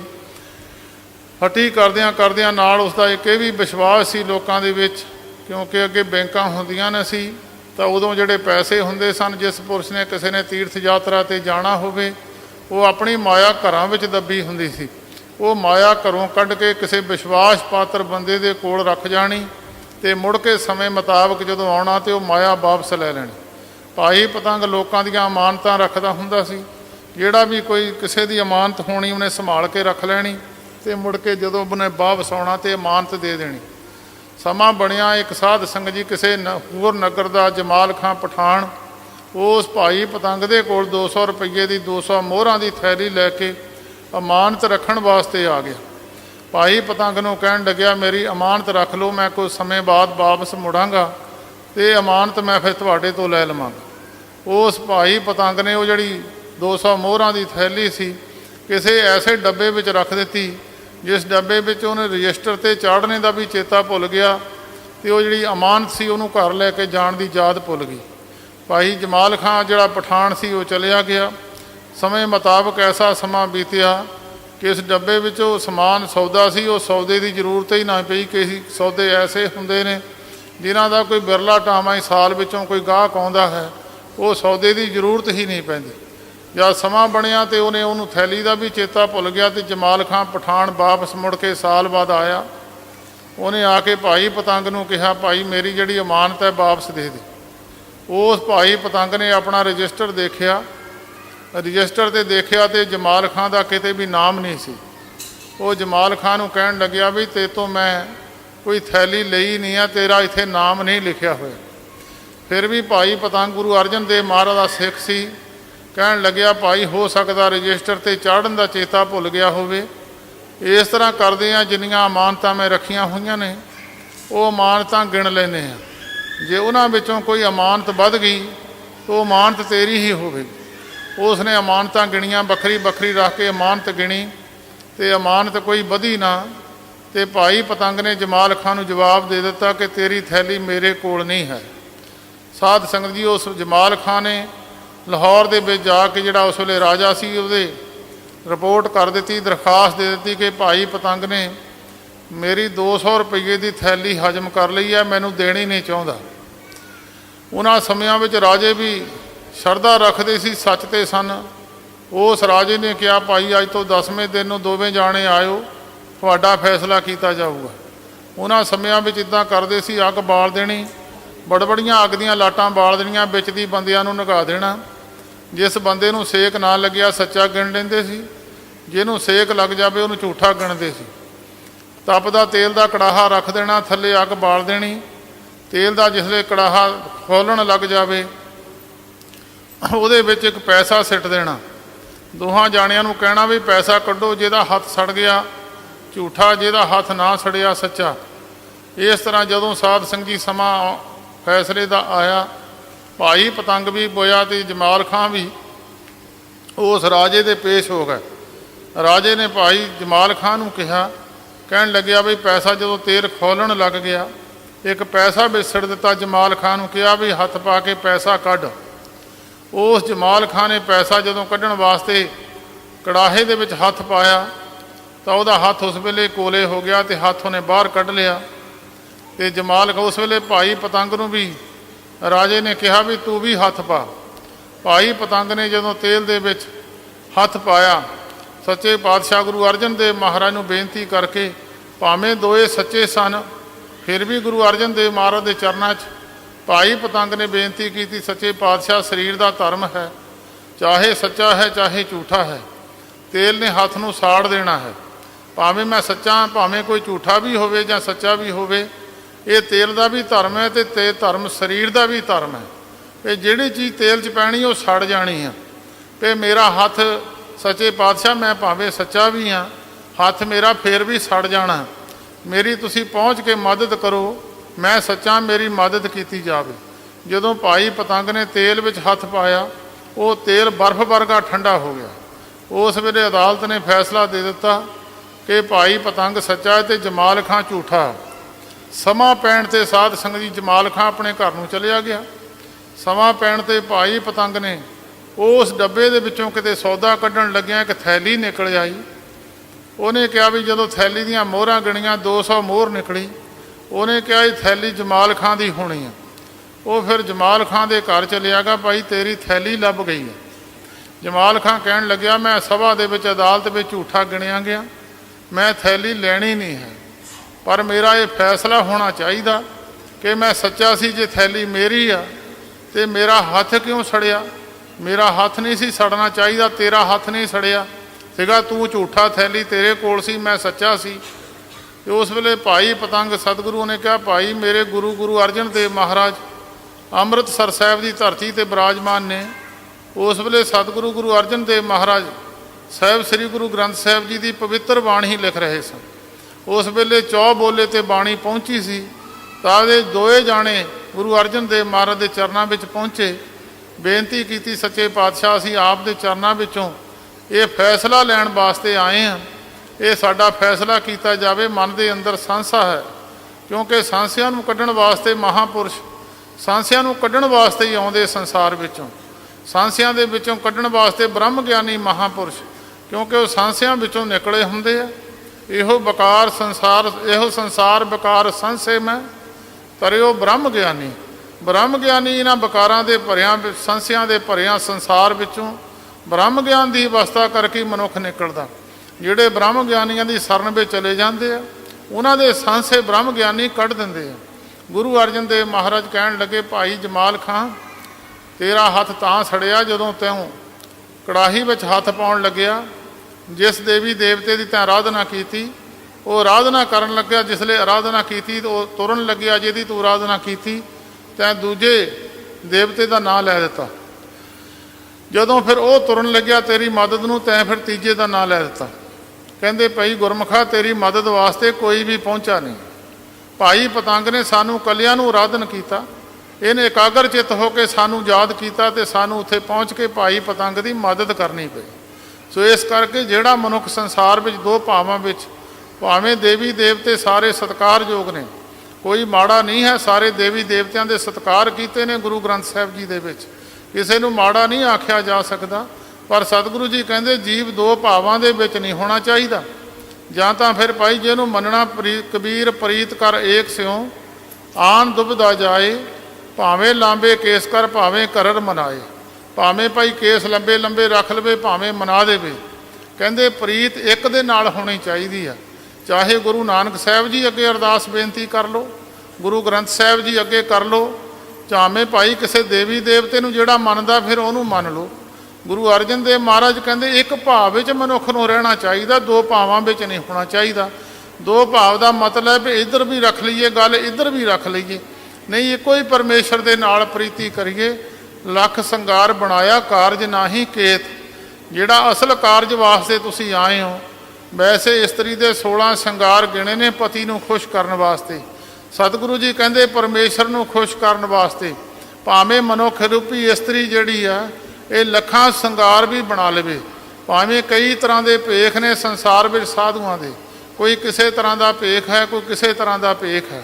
ਕਈਆਂ ਨੇ ਮੁੰਦਰਾਂ ਪਾਈਆਂ ਹੋਈਆਂ ਨੇ, ਕਈਆਂ ਨੇ ਇੱਕ ਮੁੰਦਰ ਪਾਈ, ਕਈਆਂ ਨੇ ਦੋ ਪਾਈਆਂ ਨੇ, ਕਈਆਂ ਨੇ ਭਾਈ ਚਾਦਰ ਲਾਈ ਆ, ਕਈਆਂ ਨੇ ਪਜਾਮਾ ਪਾਇਆ ਤੇ ਕਈਆਂ ਨੇ ਲੱਤਾਂ ਨੰਗੀਆਂ ਨੇ। ਇਹ ਕਈ ਤਰ੍ਹਾਂ ਦੇ ਭੇਖ ਨੇ ਸੰਸਾਰ ਵਿੱਚ। ਸਤਿਗੁਰੂ ਜੀ ਕਹਿੰਦੇ ਲੱਖ ਸ਼ਿੰਗਾਰ ਬਣਾਇਆ। ਜੇ ਮਨੁੱਖ ਇੱਕ ਦੇ ਨਾਲ ਪ੍ਰੇਮ ਨਹੀਂ, ਇੱਕ ਨਾਲ ਪ੍ਰੀਤ ਨਹੀਂ, ਲੱਖ ਸ਼ਿੰਗਾਰ ਵੀ ਬਣਾ ਕੇ ਪਰਮੇਸ਼ਰ ਨੂੰ ਦੱਸ ਦੇਵੇ ਤਾਂ ਕਾਰਜ ਨਾਹੀ ਕੇਤ, ਉਹ ਕਾਰਜ ਸਿਰੇ ਨਹੀਂ ਚੜ੍ਹ ਸਕੇਗਾ। ਜਿਤ ਦਿਨ ਦੇਹ ਬਿਨ ਸਸੀ ਤਿਤ ਵੇਲੇ ਕਹਿਸਨ ਪ੍ਰੇਤ। ਜਦੋਂ ਸਰੀਰ ਵਿੱਚੋਂ ਆਤਮਾ ਨਿਕਲ ਜਾਂਦੀ ਹੈ, ਉਹੀ ਸਰੀਰ ਹੁੰਦਾ, ਉਹ ਸਰੀਰ ਦੇ ਨਾਲ ਲੱਗੇ ਹੋਏ ਬਸਤਰ, ਉਹ ਸਰੀਰ ਦੇ ਨਾਲ ਲੱਗੇ ਹੋਇਆ ਜੋ ਵੀ ਮੰਜਾ, ਜਾਂ ਉਹਦੇ ਨਾਲ ਜਿਹੜੀ ਸਰੀਰ ਨਾਲ ਲੱਗਦੀ ਆ, ਉਹਦੇ ਘਰ ਵਾਲੀ ਵੀ ਉਹਨੂੰ ਘਰ ਰੱਖ ਕੇ ਨਹੀਂ ਰਾਜੀ ਹੁੰਦੀ। ਜਿਸ ਮੰਜੇ ਤੇ ਮਨੁੱਖ ਨੇ ਸਰੀਰ ਛੱਡਿਆ ਹੁੰਦਾ, ਉਹ ਮੰਜਾ ਕਿਸੇ ਨੂੰ ਦੇ ਦਿੰਦੇ ਆ। ਜਿਸ ਬਿਸਤਰੇ ਤੇ ਮਨੁੱਖ ਨੇ ਸਰੀਰ ਛੱਡਿਆ ਹੁੰਦਾ, ਉਹ ਬਿਸਤਰਾ ਕਿਸੇ ਨੂੰ ਦੇ ਦਿੱਤਾ ਜਾਂਦਾ। ਸਤਿਗੁਰੂ ਜੀ ਬਾਣੀ ਵਿੱਚ ਲਿਖਦੇ, ਘਰ ਕੀ ਨਾਰ ਬਹੁਤ ਹਿਤ ਜਾਂ ਸਿਓ, ਸਦਾ ਰਹਿਤ ਸੰਗ ਲਾਗੀ, ਜਬ ਹੀ ਹੰਸ ਤਜੀਏ ਕਾਇਆ ਤੋਂ ਪ੍ਰੇਤ ਪ੍ਰੇਤ ਕਰ ਭਾਗੀ। ਜਦੋਂ ਸਰੀਰ ਵਿੱਚੋਂ ਸਾਧ ਸੰਗਤ ਜੀ ਉਹ ਆਤਮਾ ਨਿਕਲ ਗਈ ਤਾਂ ਇਸੇ ਸਰੀਰ ਤੋਂ ਸਾਰੇ ਹੀ ਡਰਨ ਲੱਗ ਗਏ। ਤਾਂ ਸਤਿਗੁਰੂ ਜੀ ਕਹਿੰਦੇ, ਭਾਈ ਮਰੇ ਹੋਏ ਸਰੀਰ ਦੇ ਜਿੱਥੇ ਉਹਨੂੰ ਨਲਾਉਂਦੇ ਆ, ਉਹ ਪਾਣੀ ਚੱਕ ਕੇ ਕਹਿੰਦੇ ਪਰਲੇ ਪਾਸੇ ਸਿੱਟ ਦਿਓ, ਨਿਆਣੇ ਨੂਣੇ ਇੱਧਰ ਲੰਘਣ ਨਾ। ਉਸੇ ਸਰੀਰ ਤੋਂ ਡਰਨ ਲੱਗ ਜਾਂਦੇ ਆ। ਜਿਤ ਦਿਨ ਦੇਹ ਬਿਨ ਸਸੀ, ਜਦੋਂ ਦੇਹ ਬਿਨਸ ਗਈ, ਇਹਦੇ ਵਿੱਚੋਂ ਆਤਮਾ ਨਿਕਲ ਗਈ, ਤਿਤ ਵੇਲੇ ਕਹਿਸਨ ਪ੍ਰੇਤ, ਪਕੜ ਚਲਾਇਨ ਦੂਤ ਜਮ ਕਿਸੇ ਨਾ ਦੇਣੀ ਭੇਤ। ਜਦੋਂ ਵੀ ਭਾਵੇਂ ਡਾਕਟਰਾਂ ਦੇ ਹੱਥਾਂ ਵਿੱਚ ਨਬਜ਼ਾਂ ਰਹਿ ਜਾਂਦੀਆਂ ਨੇ, ਮਸ਼ੀਨਾਂ ਵਿੱਚ ਲੱਗੇ ਹੋਏ ਮਨੁੱਖਾਂ ਦੇ ਸਰੀਰ ਰਹਿ ਜਾਂਦੇ ਨੇ, ਜਿਹੜੀਆਂ ਆਕਸੀਜਨਾਂ ਲੱਗੀਆਂ ਹੋਈਆਂ ਰਹਿ ਜਾਂਦੀਆਂ ਨੇ, ਉਹ ਫਿਰ ਜਿਹੜਾ ਜਮਦੂਤ ਨੇ ਕਿਸੇ ਨੂੰ ਭੇਤ ਨਹੀਂ ਦਿੰਦੇ ਭਈ ਤੇਰਾ ਮੈਂ ਤੈਨੂੰ ਸਰੀਰ ਵਿੱਚੋਂ ਕੱਢ ਕੇ ਲੈ ਚੱਲਿਆ ਜਾਂ ਸਾਕ ਸੰਬੰਧੀਆਂ ਨੂੰ ਦੱਸ ਜਾਵਾਂ, ਇਹ ਗੱਲ ਦੱਸਦੇ ਨਹੀਂ। ਪਕੜ ਚਲਾਇਨ ਦੂਤ ਜਮ ਕਿਸੇ ਨਾ ਦੇਣੀ ਭੇਤ, ਛੱਡ ਖੜੋਤੇ ਖਿਨੇ ਮਾਹੇ ਜਿਨ ਸਿਉ ਲੱਗਾ ਹੇਤ। ਜਿਨ੍ਹਾਂ ਨਾਲ ਬਹੁਤਾ ਪਿਆਰ ਸੀ, ਭੈਣਾਂ ਭਾਈਆਂ ਦੇ ਨਾਲ, ਭਰਾਵਾਂ ਦੇ ਨਾਲ, ਜਾਇਦਾਦ ਦੇ ਨਾਲ, ਜਾਂ ਕੋਈ ਹੋਰ ਵੀ ਕਿਸੇ ਚੀਜ਼ ਨਾਲ ਬਹੁਤਾ ਮਨੁੱਖ ਦਾ ਪਿਆਰ ਹੈ, ਸਤਿਗੁਰੂ ਜੀ ਕਹਿੰਦੇ ਛੱਡ ਖੜੋਤੇ ਖਿਨੇ ਮਾਹੇ, ਸਾਰਾ ਕੁਛ ਇੱਕ ਖਿਨ ਵਿੱਚ ਛੱਡ ਖੜੋਤੇ ਖਿਨੇ ਮਾਹੇ ਜਿਨ ਸਿਉ ਲੱਗਾ ਹੇਤ। ਹੱਥ ਮਰੋੜੇ ਤਨ ਕੱਪੇ ਸਿਆਹੋ ਹੁਆ ਸੇਤ। ਜਦੋਂ ਮਨੁੱਖ ਦੀ ਸਰੀਰ ਵਿੱਚੋਂ ਜਾਨ ਨਿਕਲਦੀ ਹੈ ਨਾ, ਫਿਰ ਸਾਧ ਸੰਗਤ ਜੀ ਦੁੱਖ ਦੀ ਗਿਣਤੀ ਨਹੀਂ ਕੀਤੀ ਜਾਂਦੀ। ਫਿਰ ਮਨੁੱਖ ਕਹਿੰਦੇ ਹੱਥ ਮਰੋੜੇ, ਹੱਥਾਂ ਨੂੰ ਉਹ ਵਿੰਗੇ ਟੇਢੇ ਕਰਦਾ, ਸਰੀਰ ਕੰਬਣ ਲੱਗ ਜਾਂਦਾ। ਸਿਆਹੋ ਹੁਆ ਸੇਤ, ਜਿਹੜਾ ਲਾਲ ਰੰਗ ਹੁੰਦਾ ਉਹ ਚਿੱਟਾ ਰੰਗ ਹੋ ਜਾਂਦਾ। ਕਹਿੰਦੇ ਫਲਾਣੇ ਬੰਦੇ ਦਾ ਰੰਗ ਚਿੱਟਾ ਹੋ ਗਿਆ, ਉਹ ਡਰ ਦੇ ਨਾਲ ਪੀਲਾ ਪੈ ਗਿਆ। ਕਹਿੰਦੇ ਫਿਰ ਜਦੋਂ ਜਮਦੂਤਾਂ ਨੂੰ ਦੇਖਦਾ, ਫਿਰ ਉਹ ਹੱਥ ਮਰੋੜੇ ਤਨ ਕੱਪੇ, ਇੱਦਾਂ ਸਰੀਰ ਦੇ ਹੱਥ ਮੁੜਨ ਲੱਗ ਜਾਂਦੇ ਆ, ਸਰੀਰ ਕੰਬਣ ਲੱਗ ਜਾਂਦਾ। ਸਿਆਹੋ ਹੁਆ ਸੇਤ, ਸਿਆਹ ਵੈਸੇ ਕਾਲੇ ਨੂੰ ਕਹਿੰਦੇ ਆ। ਜਦੋਂ ਮਨੁੱਖ ਦੇ ਸਰੀਰ ਵਿੱਚ ਸਾਧ ਸੰਗਤ ਦੀ ਆਤਮਾ ਹੁੰਦੀ ਆ, ਇਹਦਾ ਸਰੀਰ ਦਾ ਰੰਗ ਲਾਲ ਹੁੰਦਾ, ਤਾਂ ਉਹਦੇ ਤੋਂ ਕਹਿੰਦੇ ਚਿੱਟਾ ਹੋ ਜਾਂਦਾ। ਸਿਆਹੋ ਹੁਆ ਸੇਤ, ਜਿਹਾ ਬੀਜੇ ਸੋ ਲੁਣੇ ਕਰਮਾ ਸੰਧੜਾ ਖੇਤ। ਜਿੱਦਾਂ ਦੇ ਕਰਮ ਇਸ ਮਨੁੱਖ ਨੇ ਕੀਤੇ ਨੇ, ਜੇ ਕੋਈ ਚੰਗੇ ਕਰਮ ਕੀਤੇ ਨੇ, ਉਹਨਾਂ ਨੂੰ ਭਾਈ ਜਮਦੂਤ ਨਹੀਂ ਬਹੁਤਾ ਕੁੱਟਦੇ ਮਾਰਦੇ ਨਹੀਂ ਆ। ਉਹਨਾਂ ਨੂੰ ਤਾਂ ਸਤਿਗੁਰੂ ਜੀ ਕਹਿੰਦੇ ਸਤਿਕਾਰ ਸਹਿਤ ਦਰਗਾਹ ਦੇ ਵਿੱਚ ਪੇਸ਼ ਕੀਤਾ ਜਾਂਦਾ। ਜਿਨ ਤੁਮ ਭੇਜੇ ਤੁਮੇ ਭੁਲਾਏ, ਸੁਖ ਸਹਿਜ ਸੇਤੀ ਘਰ ਆਓ। ਪਾਪੀ ਪੁਰਖਾਂ ਦੀ ਦਸ਼ਾ ਇਹ ਹੁੰਦੀ ਹੈ, ਪਾਪੀ ਕਰਮ ਕਮਾਵਦੇ ਕਰਦੇ ਹਾਏ ਹਾਏ। ਨਾਨਕ ਜਿਉ ਮਥਨ ਮਧਾਣੀਆਂ ਤਿਉ ਮਥੇ ਧਰਮ ਰਾਏ। ਨਾਮ ਧਿਆਇਨ ਸਾਜਨਾ ਜਨਮ ਪਦਾਰਥ ਜੀਤ, ਨਾਨਕ ਧਰਮ ਐਸੇ ਚਵੇ ਕੀਤੋ ਭਵਨ ਪਨੀਤ। ਜਿਹੜੇ ਨਾਮ ਦੇ ਜਪਣ ਵਾਲੇ ਪੁਰਖ ਨੇ, ਉਹਨਾਂ ਨੂੰ ਧਰਮ ਰਾਜਾ ਵੀ ਕਹਿੰਦਾ, ਮਹਾਰਾਜ ਧੰਨ ਹੋ ਤੁਸੀਂ ਸਾਡੇ ਅੱਜ ਭਵਨ ਪਵਿੱਤਰ ਕਰ ਦਿੱਤੇ ਹੈ। ਇਸ ਕਰਕੇ ਸਤਿਗੁਰੂ ਜੀ ਦੀ ਬਾਣੀ ਇਹ ਭਾਈ ਗੁਰਮੁਖੋ ਝੂਠੀ ਨਹੀਂ ਹੈ, ਇਹ ਸੱਚੀ ਬਾਣੀ ਹੈ। ਇਹਦੇ ਵਿੱਚ ਕੋਈ ਐਸੀ ਗੱਲ ਨਹੀਂ ਵੀ ਕੋਈ ਸਤਿਗੁਰੂ ਐਵੇਂ ਝੂਠੀ ਗੱਲ ਲਿਖ ਦਿੱਤੀ ਕਿਸੇ ਨੂੰ ਕਹਿਣ ਵਾਸਤੇ, ਨਹੀਂ ਗੁਰਮੁਖੋ ਸੱਚੀਆਂ ਗੱਲਾਂ ਨੇ। ਤਾਂ ਸਤਿਗੁਰੂ ਜੀ ਕਹਿੰਦੇ ਜਿਹਾ ਬੀਜੇ ਸੋ ਲੁਣੇ ਕਰਮਾ ਸੰਧੜਾ ਖੇਤ। ਜਿੱਦਾਂ ਦਾ ਇਸ ਜੀਵ ਨੇ ਬੀਜਿਆ ਸੀ, ਉਸੇ ਤਰ੍ਹਾਂ ਦਾ ਇਹਨੂੰ ਫਿਰ ਵੱਢਣਾ ਪਵੇਗਾ। ਜੀਵ ਇਹ ਸਰੀਰ ਖੇਤ ਹੈ, ਇਹਦੇ ਵਿੱਚ ਜੋ ਵੀ ਬੀਜੂਗਾ, ਖੇਤ ਸਰੀਰ ਜੋ ਬੀਜਦੇ ਅੰਤ ਖਲੋਆ ਆਏ। ਉਹ ਜੋ ਸਰੀਰ ਵਿੱਚ ਬੀਜਿਆ ਸੀ ਜੀਵਨ ਦੇ ਵਿੱਚ, ਉਹ ਅੰਤ ਸਮੇਂ ਤੇ ਇਹਦੇ ਸਾਹਮਣੇ ਆ ਜਾਊਗਾ। ਜਿਹਾ ਬੀਜੇ ਸੋਲਣੇ ਕਰਮ ਆਸਨ ਦਾ ਖੇਤ, ਚਰਨ ਸੇ ਭਾਦੋਏ ਨਰਕ ਨਾ ਪਾਈਐ, ਗੁਰ ਰੱਖਣ ਵਾਲਾ ਹੇਤ। ਸਤਿਗੁਰੂ ਜੀ ਕਹਿੰਦੇ ਭਾਦੋਂ ਦੇ ਮਹੀਨੇ ਵਿੱਚ ਉਪਦੇਸ਼ ਦਿੰਦੇ ਆ, ਭਾਈ ਭਾਦੋਂ ਦੇ ਮਹੀਨੇ ਵਿੱਚ ਉਹਨਾਂ ਪੁਰਸ਼ਾਂ ਨੂੰ ਨਰਕ ਨਹੀਂ ਜਾਣਾ ਪਊਗਾ। ਇਹ ਦੇਖੋ ਤੁਸੀਂ ਝੁੱਗੀਆਂ ਪਾ ਕੇ ਲੋਕ ਬੈਠੇ ਨੇ, ਜਦੋਂ ਮੀਂਹ ਆ ਜਾਂਦਾ ਝੁੱਗੀਆਂ ਪਾਣੀ ਵਿੱਚ ਡੁੱਬ ਜਾਂਦੀਆਂ, ਕੋਈ ਪੱਖਾ ਨਹੀਂ ਹੈ, ਕੋਈ ਉਹਦਾ ਰਸਤਾ ਦਰਵਾਜ਼ਾ ਨਹੀਂ ਹੈ, ਹਵਾ ਪਤਾ ਨਹੀਂ ਕਿਹੜੇ ਪਾਸਿਓਂ ਆ ਜਾਣੀ ਹੈ। ਮਨ ਭਾਉਂਦੀ ਚੀਜ਼ ਖਾਣ ਨੂੰ ਨਹੀਂ ਮਿਲ ਰਹੀ, ਮਨ ਭਾਉਂਦਾ ਪਹਿਨਣ ਵਾਸਤੇ ਨਹੀਂ ਮਿਲ ਰਿਹਾ, ਮਨ ਭਾਉਂਦਾ ਸਰੀਰ ਨੂੰ ਉੱਪਰੋਂ ਤਨ ਢੱਕਣ ਵਾਸਤੇ ਕੋਈ ਛੱਤ ਨਹੀਂ ਮਿਲ ਰਹੀ। ਇਹ ਨਰਕ ਦੇ ਇੱਕ ਰੂਪ ਨੇ। ਕੁਛ ਐਸੇ ਰੂਪ ਸੰਸਾਰ ਵਿੱਚ ਦਿਖਾਲੇ ਨੇ ਸਤਿਗੁਰੂ ਜੀ ਨੇ, ਜਿਨ੍ਹਾਂ ਨੂੰ ਦੇਖ ਕੇ ਮਨੁੱਖ ਡਰ ਕੇ ਭਾਈ ਉਹ ਪਰਮੇਸ਼ਰ ਦੇ ਨਾਮ ਨੂੰ ਜਪਣਾ ਕਰੇ। ਬਾਕੀ ਨਰਕ ਤਾਂ ਮਹਾਂਪੁਰਸ਼ ਕਹਿੰਦੇ ਗਾਹਾਂ ਇਹ ਤੋਂ ਵੀ ਵੱਡੇ ਵੱਡੇ ਭਿਆਨਕ ਰੂਪ ਵਿੱਚ ਨਰਕ ਨੇ। ਵੈਸੇ 84 ਨਰਕ ਸਤਿਗੁਰੂ ਜੀ ਨੇ ਗੁਰੂ ਗ੍ਰੰਥ ਸਾਹਿਬ ਵਿੱਚ ਦੱਸੇ ਨੇ। 84 ਨਰਕ ਸਾਖਤ ਭੋਗਾਈਏ ਗੁਰਮੁਖ ਲੇਪ ਨਾ ਮਾਸਾ ਹੈ। ਮਹਾਂਪੁਰਖਾਂ ਨੇ 18 ਨਰਕ ਵੱਡੇ ਭਾਗਵਤ ਸਕੰਧ ਵਿੱਚ 18 ਨਰਕ ਵੱਡੇ ਵੱਡੇ ਵਰਣਨ ਕੀਤੇ ਨੇ। ਕਿਹੜੇ ਨਰਕ ਵਿੱਚ ਕੀ ਆ, ਕਿਹੜੇ ਨਰਕ ਵਿੱਚ ਕੀ ਆ, ਇਹ ਸਾਰਾ ਵਰਣਨ ਕਪਲ ਮੁਨੀ ਆਪਣੀ ਮਾਤਾ ਦੇਵਹੂਤੀ ਨੂੰ ਗਿਆਨ ਕਰਕੇ ਭਾਗਵਤ ਪੁਰਾਣ ਦੇ ਵਿੱਚ ਇਹਦਾ ਕੱਲੇ ਕੱਲੇ ਨਰਕ ਦਾ ਬਿਆਨ ਵੀ ਕੀਤਾ ਹੋਇਆ। ਸੋ ਗੁਰਮੁਖ ਪਿਆਰਿਓ, ਨਰਕ ਇੱਥੇ ਤਾਂ ਮਹਾਂਪੁਰਸ਼ ਕਹਿੰਦੇ ਥੋੜਾ ਨਰਕ ਹੈ, ਬਾਕੀ ਨਰਕ ਇਹ ਤੋਂ ਸਾਰੇ ਨਰਕ ਅੱਗੇ ਹੀ ਨੇ। ਉਹ ਨਰਕ ਜਿਹੜੇ ਰਾਜਾ ਜਨਕ ਜੀ ਨੇ 18 ਕੁੰਡ ਨਰਕਾਂ ਦੇ ਵਿਹਲੇ ਕੀਤੇ ਸਨ, ਉਹ ਦੱਖਣ ਦੀ ਸਾਈਡ ਤੇ ਆ। ਜਦੋਂ ਰਾਜਾ ਜਨਕ ਜੀ ਗਏ ਉਹ 18 ਕੁੰਡ ਨਰਕਾਂ ਦੇ ਰਾਜਾ ਜਨਕ ਜੀ ਨੇ ਪਰਮੇਸ਼ਰ ਕੇ ਨਾਮ ਨੂੰ ਗਹਿਣੇ ਰੱਖ ਕੇ ਉਹ ਨਰਕਾਂ ਵਿੱਚੋਂ ਜੀਵ ਕੱਢੇ ਸਨ। ਸੋ ਇਸ ਕਰਕੇ ਸਤਿਗੁਰੂ ਜੀ ਕਹਿੰਦੇ ਜਿਹੜੇ ਪੁਰਖ ਇਸ ਭਾਦੋਂ ਦੇ ਮਹੀਨੇ ਦਾ ਉਪਦੇਸ਼ ਹੈ ਰੱਬ ਨਾਲ ਪ੍ਰੇਮ ਕਰਦੇ ਆ। ਪ੍ਰੇਮ ਦਾ ਮਤਲਬ ਹੈ ਤੜਕੇ ਉੱਠ ਕੇ ਰੱਬ ਨਾਲ ਰੱਬ ਦੀ ਬਾਣੀ ਪੜ੍ਹਨੀ ਆ, ਰੱਬ ਦੇ ਪਿਆਰ ਵਿੱਚ ਰੱਬ ਦੀ ਸੇਵਾ ਕਰਨੀ ਆ। ਜਿਨ੍ਹਾਂ ਪੁਰਸ਼ਾਂ ਦਾ ਪਿਆਰ ਹੁੰਦਾ, ਤੁਸੀਂ ਪਿਆਰ ਦੀ ਜੇ ਰੂਪ ਦੇਖਣਾ ਹੋਵੇ ਨਾ, ਉਹ ਤੁਸੀਂ ਦੇਖ ਸਕਦੇ ਹੋ। ਜਿਸ ਮਨੁੱਖ ਨਾਲ ਪਿਆਰ ਹੁੰਦਾ ਉਹਦਾ ਸਰੀਰ ਤੁਹਾਡੇ ਮੂਹਰੇ ਆਪਣੇ ਆਪ ਹੀ ਘੁੰਮਦਾ ਰਹਿੰਦਾ, ਉਹਦੀ ਜਿਹੜੀ ਯਾਦ ਆਪਣੇ ਆਪ ਮਨ ਦੇ ਅੰਦਰ ਬਣੀ ਰਹਿੰਦੀ ਹੈ। ਪਿਆਰ ਦੀ ਨਿਸ਼ਾਨੀ ਆ। ਤਾਂ ਨਾਮਦੇਵ ਜੀ ਕਹਿੰਦੇ ਜੈਸੇ ਕਾਮੀ ਕਾਮਨੀ ਪਿਆਰੀ ਤੈਸੇ ਨਾਮੇ ਪ੍ਰੀਤ ਮੁਰਾਰੀ। ਕਹਿੰਦੇ ਉਹ ਵਿਸ਼ਿਆਂ ਵਿਕਾਰਾਂ ਕਰਕੇ ਉਹਨਾਂ ਦਾ ਇੱਕ ਦੂਜੇ ਨਾਲ ਪਿਆਰ ਹੈ। ਸਾਡਾ ਕਹਿੰਦੇ ਰੱਬ ਦੇ ਨਾਲ ਪਿਆਰ ਹੈ। ਪਿਆਰ ਵਿੱਚ ਕੋਈ ਫਰਕ ਨਹੀਂ ਹੈ, ਪਿਆਰ ਉਹੀ ਚੀਜ਼ ਹੈ। ਉਹ ਕਿਸੇ ਵਿਕਾਰੀ ਪੁਰਖ ਨਾਲ ਹੋਵੇ ਤਾਂ ਵੀ ਪਿਆਰ ਹੈ, ਉਹੀ ਪਿਆਰ ਰੱਬ ਦੇ ਨਾਲ ਹੋਵੇ ਤਾਂ ਉਹ ਵੀ ਪਿਆਰ ਹੈ। ਸਤਿਗੁਰੂ ਜੀ ਕਹਿੰਦੇ ਰੱਬ ਨਾਲ ਪਿਆਰ ਮਨੁੱਖ ਜਿਹੜਾ ਕਰਦਾ ਉਹਨੂੰ ਫਿਰ ਨਰਕ ਵਿੱਚ ਨਹੀਂ ਜਾਣਾ ਪੈਂਦਾ, ਉਹਨੂੰ ਸਤਿਗੁਰੂ ਨਰਕ ਵਿੱਚ ਜਾਣ ਦਿੰਦੇ ਹੀ ਨਹੀਂ ਹੈ। ਜਿਤਨੇ ਨਰਕ ਸੇ ਮਨਮੁਖ ਭੋਗੇ ਗੁਰਮੁਖ ਲੇਪ ਨਾ ਮਾਸਾ ਹੈ। ਜਿੰਨੇ ਨਰਕ ਉਹ ਮਨਮੁਖ ਭੋਗਦਾ ਸਾਰੇ ਨਰਕਾਂ ਨੂੰ, ਬਾਕੀ ਗੁਰਮੁਖ ਨੂੰ ਨਹੀਂ ਇਹਦੀ ਕੋਈ ਲੇਪ ਹੁੰਦੀ, ਕੋਈ ਲੇਸ ਮਾਤਰ ਵੀ। ਜਿਹੜਾ ਮਨਮੁਖ ਹੈ ਉਹ ਤਿੰਨੇ ਹੀ ਸਜ਼ਾ ਭੋਗਦਾ। ਤੇ ਜਿੱਦਾਂ ਕਿਸੇ ਨੇ ਕਿਸੇ ਦੇ ਗੰਢੇ ਚੋਰੀ ਕਰ ਲਏ, ਉਹ ਕਹਿੰਦੇ ਵੀ ਸਜ਼ਾ ਤੈਨੂੰ ਦੇਣੀ ਆ। 3 ਸਜ਼ਾ ਨੇ, ਉਹਨਾਂ ਵਿੱਚ ਇੱਕ ਤੂੰ ਆਪੇ ਹੀ ਸੋਚ ਲੈ ਕਿਹੜੀ ਸਜ਼ਾ ਤੂੰ ਲੈਣੀ ਹੈ। ਉਹ ਕਹਿੰਦਾ ਜੀ ਕਹਿੰਦੇ ਜਾਂ ਤਾਂ 100 ਗੰਢੇ ਖਾ ਲਾ, ਜਾਂ 100 ਜੁੱਤੀਆਂ ਖਾ ਲਾ, ਤੇ ਜਾਂ 100 ਰੁਪਈਆ ਦੇ ਦੇ। ਉਹ ਕਹਿੰਦਾ ਜੀ ਗੰਢੇ ਖਾ ਲੂੰਗਾ। ਉਹਨੇ 70-80 ਗੰਢੇ ਖਾ ਲਏ ਤੇ ਗੰਢੇ ਖਾ ਕੇ ਹੱਦ ਹੋ ਗਈ। ਕਹਿੰਦਾ ਜੀ ਹੁਣ ਤਾਂ ਗੰਢੇ ਨਹੀਂ ਖਾ ਹੋਣੇ, ਮੈਂ 100 ਜੁੱਤੀ ਖਾ ਲੂੰਗਾ। ਉਹ ਕਹਿੰਦੇ ਚੰਗਾ ਚੱਲ ਜੁੱਤੀਆਂ ਖਾ ਲਾ। ਜਿਹੜੇ 70-80 ਜੁੱਤੀਆਂ ਖਾਧੀਆਂ, ਕਹਿੰਦਾ ਵੀ ਜੁੱਤੀਆਂ ਨਹੀਂ ਮਾਰ ਖਾ ਹੋਣੀਆਂ, ਤੁਸੀਂ 100 ਰੁਪਈਆ ਲੈ ਲਓ। ਉਹ ਜਿਹੜਾ ਮੂਰਖ ਬੰਦਾ ਨਾ ਉਹ ਤਿੰਨੇ ਹੀ ਸਜ਼ਾ ਭੋਗਦਾ। ਉਹ ਨਰਕਾਂ ਵਿੱਚ ਜਾ ਕੇ ਸਾਰੇ ਦੁੱਖ ਵੀ ਭੋਗਦਾ ਭਾਈ, ਜਿਹੜਾ ਸੁੱਖ ਵੀ ਉਹਦੇ ਕਿਤੇ ਨੇੜੇ ਤੇੜੇ ਨਹੀਂ ਹੁੰਦਾ। ਉਹ ਸਾਰੀਆਂ ਸਜ਼ਾ ਭੋਗ ਕੇ ਮੁੜ ਕੇ ਫੇਰ ਉਸੇ ਹੀ ਗੱਲ ਤੇ ਆਉਣਾ ਪਊਗਾ। ਤੇ ਜਿੰਨਾ ਚਿਰ ਪਰਮੇਸ਼ਰ ਦਾ ਨਾਮ ਨਹੀਂ ਜਪਦਾ, ਸੰਸਾਰ ਦੇ ਵਿੱਚੋਂ ਆਵਣ ਜਾਵਣ ਦਾ ਚੱਕਰ ਇਹਦਾ ਮੁੱਕਦਾ ਨਹੀਂ ਹੈ। ਭਾਵੇਂ ਜਿੰਨੇ ਮਰਜ਼ੀ ਜਨਮ ਲੱਗਿਆ ਰਹੇ ਸਾਧ ਸੰਗਤ ਜੀ, ਆਈ ਜਾਊਗਾ ਜਾਈ ਜਾਊਗਾ। ਭਗਵਾਨ ਕ੍ਰਿਸ਼ਨ ਆਪਣੀ ਗੀਤਾ ਦੇ ਵਿੱਚ ਅਰਜਨ ਨੂੰ ਉਪਦੇਸ਼ ਕਰਕੇ ਕਹਿੰਦੇ, ਇਹ ਅਰਜਨ ਜੋ ਪ੍ਰਾਣੀ ਮੇਰੇ ਨਾਮ ਸੇ ਬੇਮੁਖ ਹੈ 350 ਕਰੋੜ ਵਰਸਾਂ ਨਰਕ ਭੋਗਤੇ हैं। 350 ਕਰੋੜ ਵਰਸ ਲਾ ਲਓ, ਕਿੰਨਾ ਸਮਾਂ ਬੀਤੂਗਾ, ਬੜਾ ਲੰਮਾ ਸਮਾਂ। ਇਸ ਕਰਕੇ ਗੁਰਮੁਖੋ ਬਾਣੀ ਪੜ੍ਹਿਆ ਕਰੋ। ਜਿੰਨੀ ਵੀ ਸੰਗਤ ਬਾਬਾ ਜਵਾਲਾ ਸਿੰਘ ਜੀ ਮਹਾਰਾਜ ਦੇ ਚਰਨਾਂ ਵਿੱਚ ਤੁਸੀਂ ਹਾਜ਼ਰ ਹੋਏ ਹੋ, ਇਹ ਸਾਰੇ ਭਾਈ ਤੜਕੇ ਉੱਠ ਕੇ ਇਸ਼ਨਾਨ ਕਰਿਆ ਕਰੋ, ਗੁਰੂ ਦੀ ਬਾਣੀ ਦੇ ਨਾਲ ਜੁੜਿਆ ਕਰੋ। ਕਲਯੁਗ ਦੇ ਵਿੱਚ ਸਭ ਤੋਂ ਵੱਡਾ ਪੁੰਨ ਹੈ ਕੱਲ ਮੈਂ ਇਹੋ ਪੁੰਨ ਗੁਣ ਗੋਬਿੰਦ ਗਾਹੇ। ਗੁਰੂ ਦੇ ਗੁਣ ਗਾਓ, ਪਰਮੇਸ਼ਰ ਦੇ ਗੁਣ ਗਾਵੋ। ਬਾਣੀ ਜਿਹੜੀ ਆ ਗੁਰੂ ਦੇ ਗੁਣ ਲਿਖੇ ਹੋਏ ਨੇ। ਗੁਰਬਾਣੀ ਗਾਵੋ ਭਾਈ ਸਫਲ ਸਦਾ ਸੁਖਦਾਈ। ਸੋ ਇਸ ਕਰਕੇ ਸਾਰੀ ਸੰਗਤ ਜਿੰਨੀ ਵੀ ਆਏ ਹੋ ਤੁਸੀਂ ਮਹਾਂਪੁਰਖਾਂ ਦੇ ਸਥਾਨ 'ਤੇ ਸਾਰਿਆਂ ਨੂੰ ਜੀ ਆਇਆਂ। ਰਾਗੀ ਢਾਡੀ ਆਏ ਹੋਏ ਨੇ, ਸਾਰਿਆਂ ਦੇ ਵਿਚਾਰ ਆਪ ਜੀ ਨੇ ਸਰਵਣ ਕਰਨੇ ਨੇ।